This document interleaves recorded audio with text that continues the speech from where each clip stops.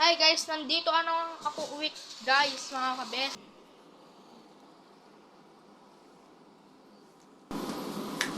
Vlog naman uwi tayo. Kasi ay niya. Kitaan niya daw yung Kitaan na daw yung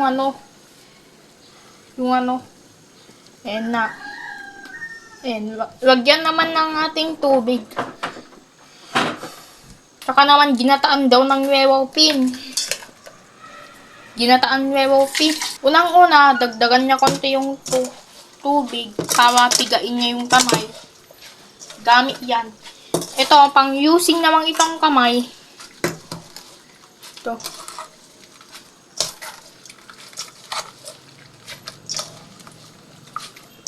Inuwit ko bago kasi nakapag-vlog naman tayo. Kanina bang ginataan daw na wewopin.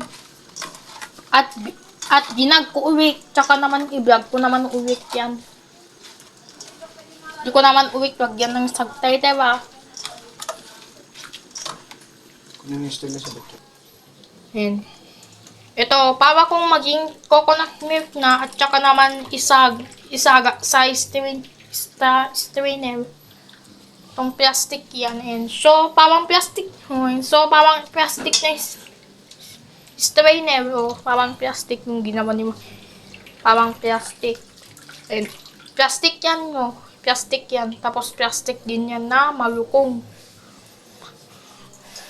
Ito naman, isagak naman para hindi mahirapan siya. And sagatin ang ating coconut para kung maging coconut milk na siya, okay na yan. Nasagat na siya. And pigain niya yung kamay niya, yung mahiwagang kamay. Kasi gamitin niya yung mahiwagang kamay. At sinawang na dyan. Sa ating mangkok na malukong. Tapos hugasan niya itong plastic na yun. Batcha itong stainless. Mag-vlog naman tayo uwi kasi pinili ko na siya. Nakadawawang vlog pa ako. Pero mamaya, isa pa yung na-vlog ko kasi magdawawang vlog na ako. Unang-una, ito yung sitaw. Naman, itong malaking sitaw, konti lang. Inilagay na dyan sa karawi. Itong gamit.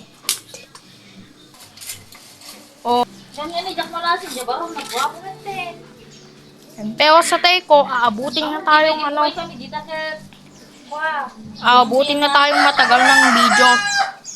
Pero sana talaga masarap tong ginataang wewopin. Ayan, what of the think of dishes food cook of the ginataan wewopin fish. Kaya ito ng ating ganito man kasing style, kaya bang nagkakaiba siya ng klaseng style or nagkakaibang klaseng luto at pang iba-iba. Dito na ang ating pinangsampayan. Parang nabibungkok na akong cellphone. Kaya bang ni-edit ko na to.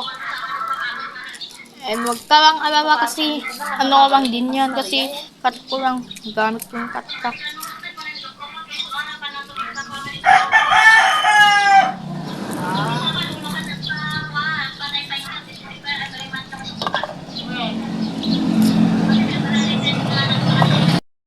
So, hindi ko na pinapakita mga kabe.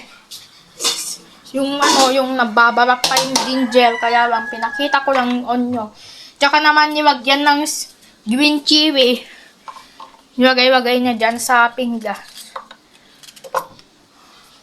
At mas mabilis lang din mapuno hanggang pa dyan.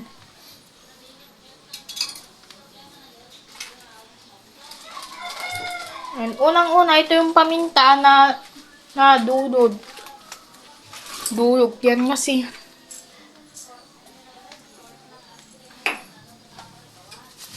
Ito na. Dulog yung binili niyang paminta. So, dulog itong nabili niya. Dulog. Ito na. Lagay na dyan sa plastic. ang supot. Lagay na dyan sa supot ng plastic. Ang pangalan na yan ay plastic tapos supot ang totoong pangalan ng plastic. Mawan yung ating plastic na supot kaya lang.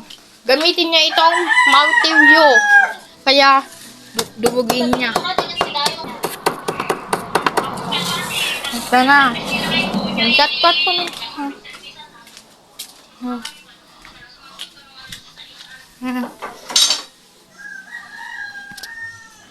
Ayan, ito yung before pa simula. Ayan. Unang-una, ito yung ano. Ito yung kawawi. Na ano, malaki.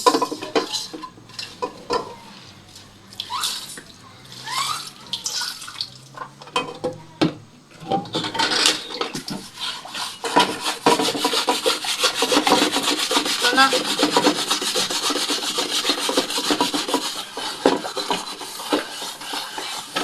Ayan, palagi kasi akong nag-vlog. Kaya lang, mga kabes, palagi kasi akong nag-vlog ng kabes. Dito na ang ating hinugasan niyang kawawi. And hinugasan niya, hindi na basta-basta madalian, baka mabakuan. Ay, baka mabaho na. Baka bumako na. Unang-una, hindi na nadalian, baka bumako na.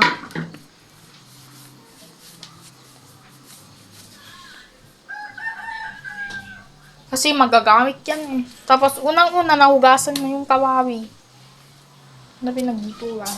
Ilagay naman dyan sa kawawi. Ayan. Ito, pinagtatabi naman yung ano, yung maayos. And itatabi naman yung maayos. Tabi na dyan. Una, pinatabi niya. Yan. Ng maayos.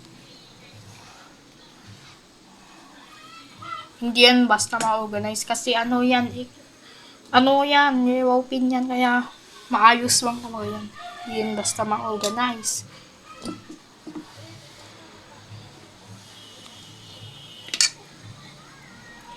Ayan.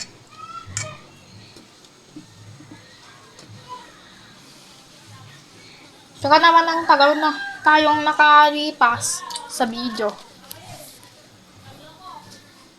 Ito na. Ito ba yung before no? So, ito yung tawang before pa. Tapos, unang-una, ibagay naman yung sibuyas at luya. Isabay niya Isasabay na yung ano, lahat. Tsaka naman yung pamintang duyog. Dinuhudog niya.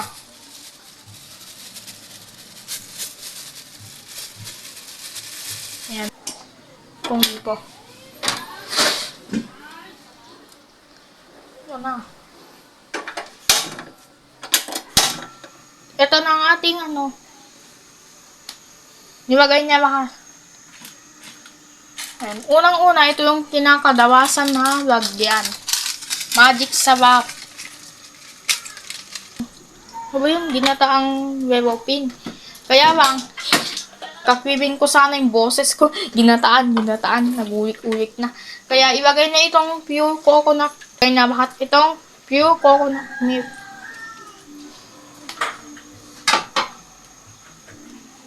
Tsaka naman isunog na yung isa. Yung siri.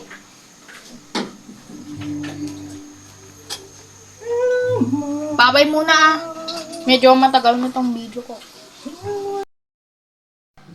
So, tapos na ang ating niluto ni Papa, ang recipe ni Papa. Itong ginataang rewopin.